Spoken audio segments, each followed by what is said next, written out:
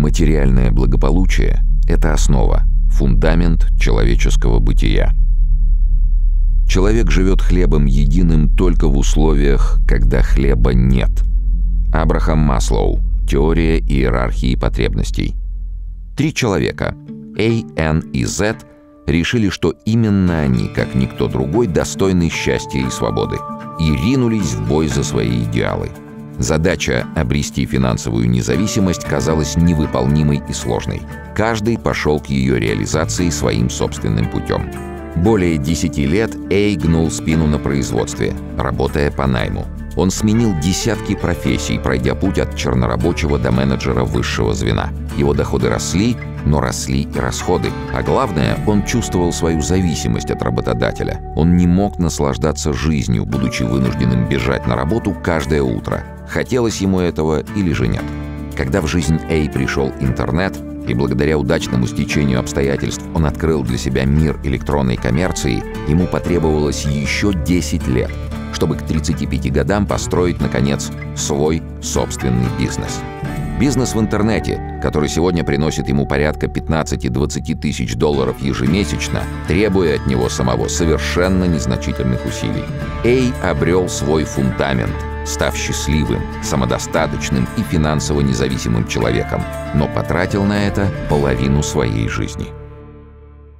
Его друг Н, и еще школьником, повстречав Эй на просторах всемирной паутины и изучив жизненный путь Эй, решил не тратить времени понапрасну, двигаясь окольными путями, работая по найму и участвуя в крысиных бегах. Он начал с самого короткого и действенного способа – построения собственного бизнеса в сети интернет.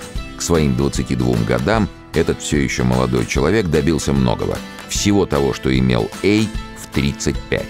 Сегодня Н, едва вступивший во взрослую жизнь, ни дня не работавший на дядю, имеет свои 15-20 тысяч долларов в месяц, занимается интересным творческим делом и наслаждается жизнью на полную катушку.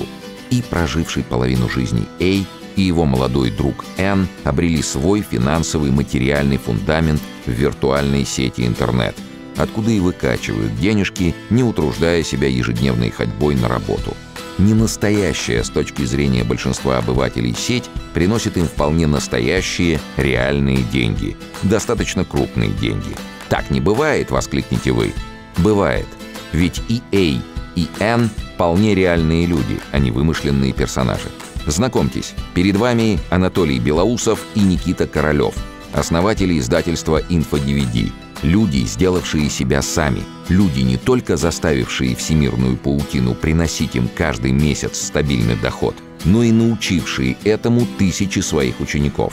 На странице об авторах изучаемого вами сейчас сайта вы и сами можете познакомиться с их биографиями, узнать про их путь к звездам, а заодно и то, как его повторить. Подождите, а что же случилось с нашим героем по имени Зет? Куда он пропал и почему в списке счастливых и финансово независимых людей он не значится?